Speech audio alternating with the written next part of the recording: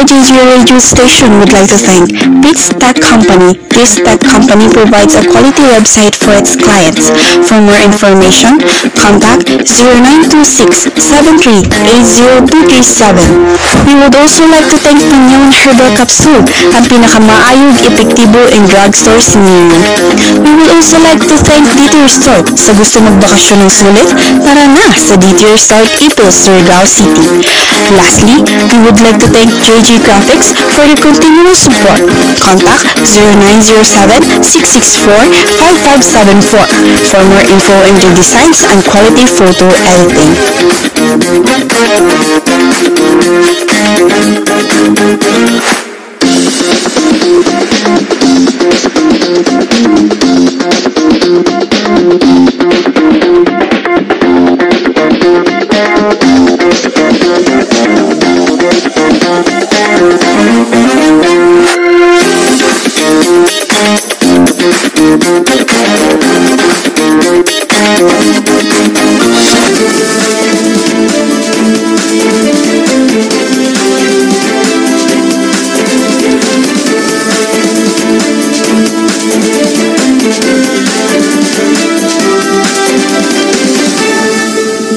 Magandang araw po sa lahat ng ating tagapakinig. Ako si Joel Suyud at nandito tayo sa Stay informed, stay connected. RJG Radio Station, your source for news, anytime and anywhere.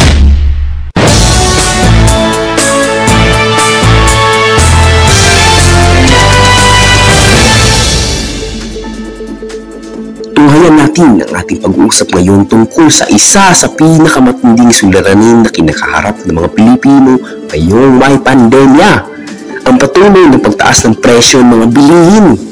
Tayo ay magkakaroon ng panayam sa isang eksperto sa ekonomiya upang mas lalong malinawan ang issue na ito. Tara na't makinig!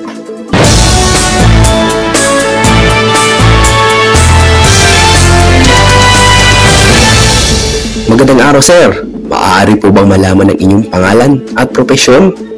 Magandang araw din po sa inyo. Ako po si Rolon Asher Bitita, profesor ng ekonomiya sa University of Cebu. Unang-una po, anong maaari nating gawin para mapababa ang presyo ng mga bilihin? Maraming mga dahilan kung bakit patuloy na tumataas ang presyo ng mga bilihin sa ating bansa. Isa sa mga dahilan ay ang pandaigdigang inflation o ang pagtaas ng presyo ng mga bilihin sa pandaigdigang merkado.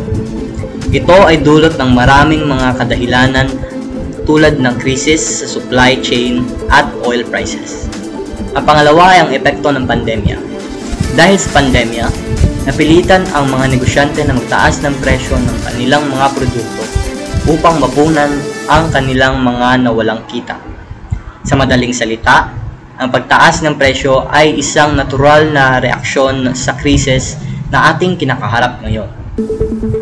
Upang mapababa ang presyo ng mga bilihin, kailangan nating magkaroon ng mga solusyon sa mga pangunahing dahilan ng pagtaas ng presyo. Dapat nating masiguro na ang mga industriya ay mayroong sapat na supply ng mga raw materials at resources upang mapababa ang presyo ng mga produkto. Sa inyong palagay, paano natin matutulungan ang ating mga kababayan na maibsan ang kanilang mga gastusin sa gitna ng patuloy na pagtaas ng presyo ng mga bilihin?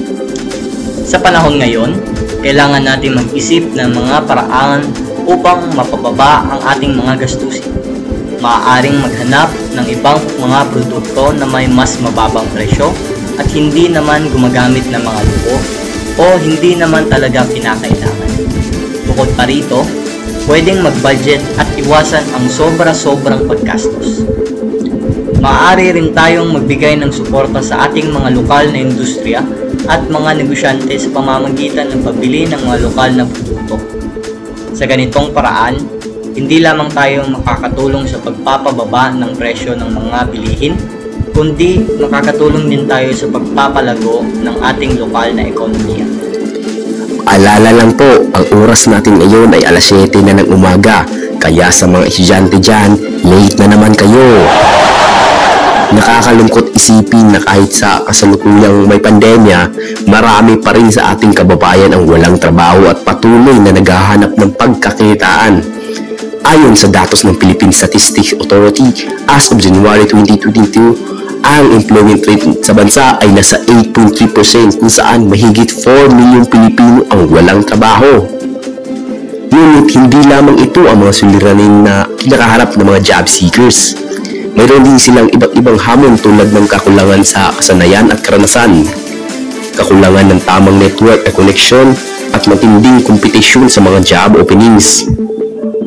Para mas maintindihan natin ang kalagayan ng mga job seekers sa ating bansa, kasalukuyan natin kausapin si Mr. Bukod, isang job seekers na nasa gitna ng kanyang paghahanap ng trabaho. Kumusta po ang inyong karanasan sa paghahanap ng trabaho?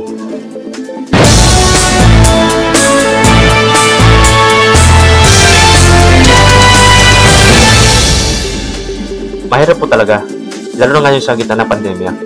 Kahit mga trabahong dating madaling mapasok, ngayon ay hindi na. Kahit na-qualified ako sa mga trabaho, aking ina-applyan. Marami pang ibang mas may nakaranasan at maraming qualifications. Mahirap din po mag-apply dahil sa kahirapan ng transportasyon at mahal ng pagmasahe. Ano po ang mga ginagawa ninyo upang makahanap ng trabaho? Nag-apply po ako sa mga job openings online at sa mga job fairs. Sumasama din po ako sa mga job training at seminars upang mapalawak ang aking kasanayan. Nagsusumikap din po akong maghanap ng mga koneksyon at network sa mga kakilala ko. Ano po sa tingin ninyo ang pinakamalaking hamon ng mga job seekers tulad ninyo? Sa tingin ko po, isa sa mga pinakamalaking hamon ay ang kompetisyon. Marami po kami nag-a-apply para sa iisang posisyon, kaya minsan mahirap makapasok. Mahalaga po ang karanasan at mga qualifications upang mag-stand out sa iba. Maraming salamat po sa inyong panahon, Mr. Bukod. Sana po ay magkaroon na kayo ng magandang trabaho sa lalong madaling panahon.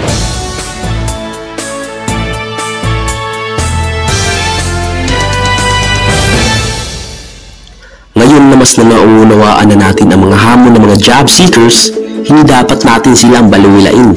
Dapat natin silang tulungan sa pamamagitan ng programa at training na makakatulong sa kanila sa magkaroon ng kasanayan at mga kakulangan kaalaman para sa kanilang paghahanap ng trabaho. Higit sa lahat, kailangan natin silang bigyan ng oportunidad upang mapatunayan ang kanilang sarili sa mga job openings. Isa pa sa mas malaking issue na paghahanap ng trabaho ay gender and age discrimination. May mga kumpanya pa rin na mas pinapaburahan ang mga lalaki kaysa mga babae at mas binibigyan ng oportunidad ang mga mas bata kaysa sa mga mas matanda. Dapat nating ipaglaban ang pantay na oportunidad para sa lahat, regardless of gender, age, or any other factors.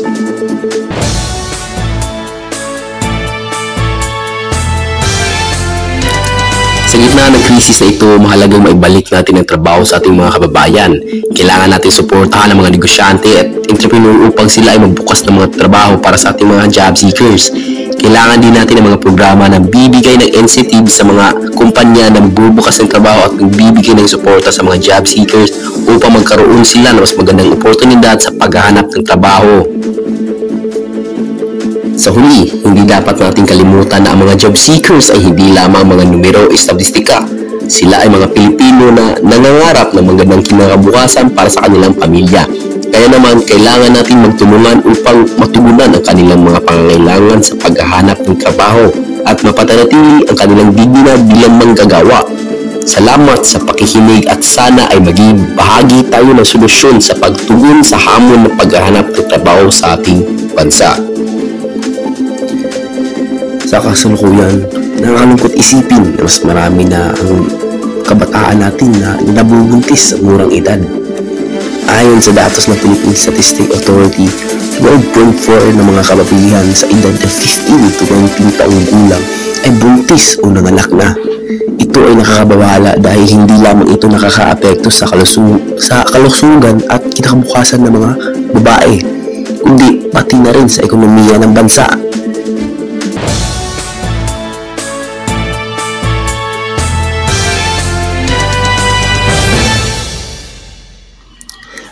Paalala lang po, ang oras natin ngayon ay 7:51 na ng umaga. Upang mas pinindahan natin ang isyong ito, tayo ay magkakaroon ng panayam sa isang dalagang nabuntis sa murang edad. Magandang araw. Maaari mo bang ibahagi sa amin ang iyong karanasan bilang isang teenage mom?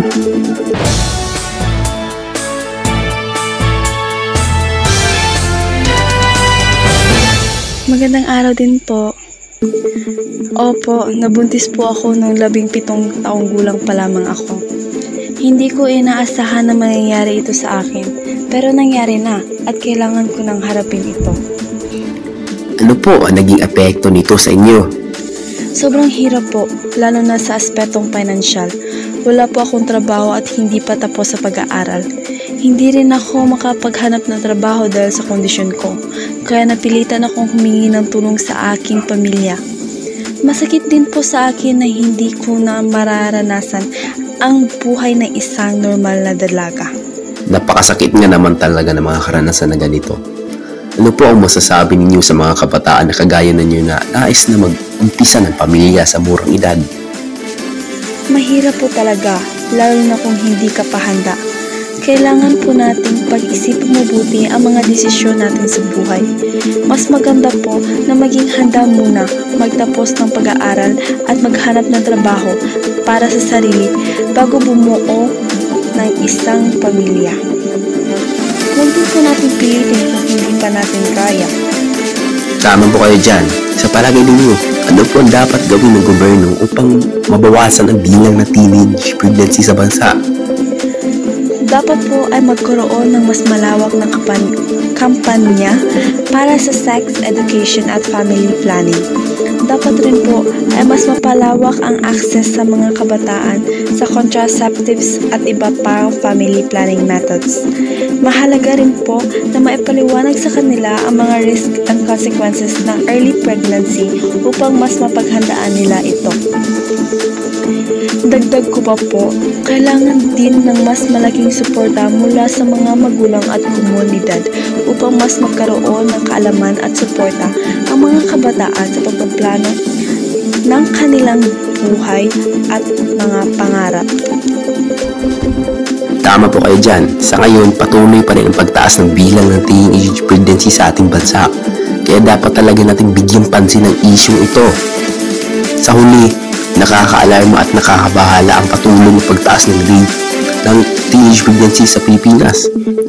Kailangan natin magtulungan upang maipaliwanag sa kabataan ang kahalagaan ng pagpaplano ng kanilang mga buhay at magkaroon ng access sa mga reproductive health services.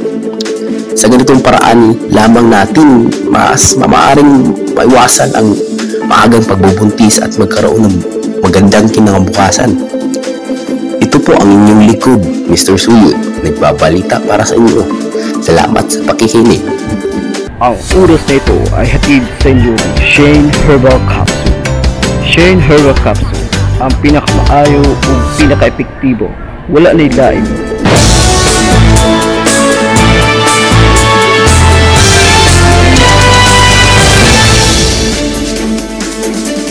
Sa araw rin na ito, pag-uusapan natin ang isang napakalaking issue sa ating bansa, ang kahirapan. Marami sa ating kabataan ang hindi makapag-aral dahil sa kahirapan at ito ang magiging sentro ng ating pag-uusap. Upang mas maintindihan natin ang issue na ito, ating pag-uusapan ang karanasan ng ilang kabataan na nakaranas ng ganitong kalagayan. Narito ang ating mga panauhin.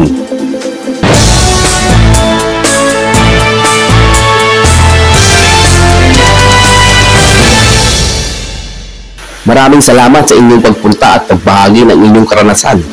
Ano po ang naging dahilan kung bakit hindi kayo nakapag-aral? Sa aming pamilya, ako lang ang nag-aaral at may mga kapatid ako na hindi nakakapag-aral dahil sa kahirapan ng aming pamilya. Hindi sapat ang kinikita ng aming magulang para makapag-aral kami lahat. Ako naman ay nakaranas ng pagka-abandona ng mga magulang ko. Kaya ako ay napilitang magtrabaho ng maaga para may pagpatuloy ang aking pag-aaral.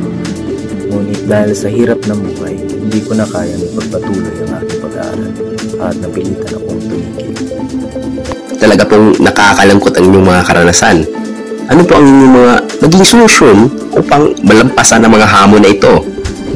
Ako ay nakahanap ng trabaho sa oras ng aking bakasyon para maipon at makapagpatuloy ng aking pag-aaral.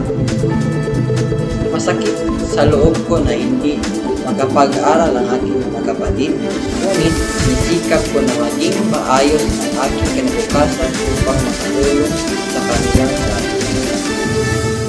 Ako naman ay sumali sa mga organisasyon na nagbibigay ng tulong sa mga kabataang tulad ko na nangangailangan ng tulong sa kanilang pag-aaral. Masakit man, hindi ko na kayang ipagpatuloy ang aking pag-aaral. Ngunit naniniwala ako sa pamamagitan ng pagtulong sa iba, nakakatulong na rin ako sa aking sarili. Maraming salamat sa inyong mga payo at mga karanasan. Sa tingin ninyo, ano po ang dapat gawin ng gobyerno upang matugunan ang mga pangangailangan ng mga kabataang ito? Sa aking pananaw, dapat maglaan ng mas malaking pondo ang gobyerno para sa edukasyon. Hindi sapat ang budget na nakalaan ngayon para matugunan ang mga pangangailangan ng mga estudyante tulad namin. Napakalaga po ng mga puntos na inyong ibinahagi. Ngunit, sa kabila ng mga solusyon na ito, mayroon pa rin tayo mga kabataang hindi makapag-aral dahil sa kahirapan. Ano po ang inyong mensahe para sa kanila? Gusto ko pong sabihin sa kanila na hindi sila nag-iisa.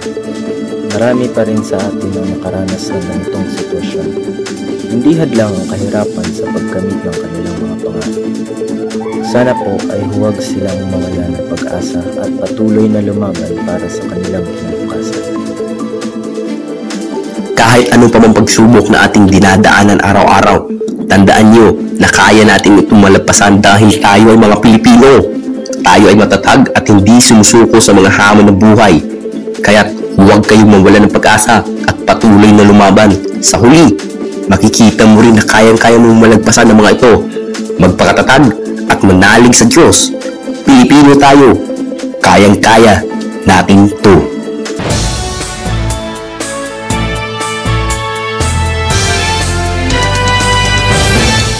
Po ang ating programa sa araw na ito.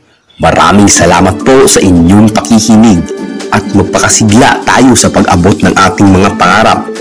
Magandang araw sa inyong lahat. Stay informed, stay connected. RJJ Radio Station, your source for news, anytime and anywhere.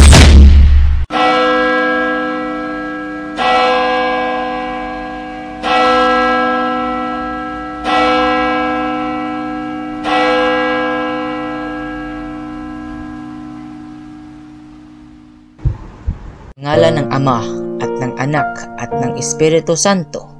Amin. Ama namin, sumasalangit ka, sasambahin at ngalan mo. Mapasa amin ang kaharian mo, sundin ang loob mo. Dito sa lupa para nang sa langit, bigyan mo kami ng aming kakanin sa araw-araw at patawarin mo ang aming mga kasalanan para nang pagpatawad namin sa pagkasala sa amin, at huwag mo kaming ipahintulot sa tukso, at adya mo kami sa lahat ng masama, sapagkat sa iyo nagmumula ang kaharian, ang kaparihan at ang kapurihan, ngayon at magpakailanman. Amen. Sa ngalan ng Ama at ng Anak at ng Espiritu Santo. Amen.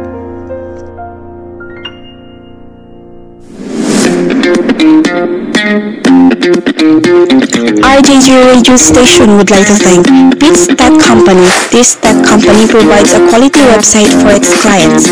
For more information, contact 0926-73-80237. We would also like to thank Panyawan Herbal Capsule, ang pinakamaayong, epektibo, and drugstore sa ninyo. We would also like to thank DT Resort. Sa gusto magbakasyon ng sulit, tara na sa DT Resort Ipil, Surigao City. Lastly, we would like to thank JJ Graphics for their continuous support. Contact 0907-664-5574 for more info into designs and quality photo editing.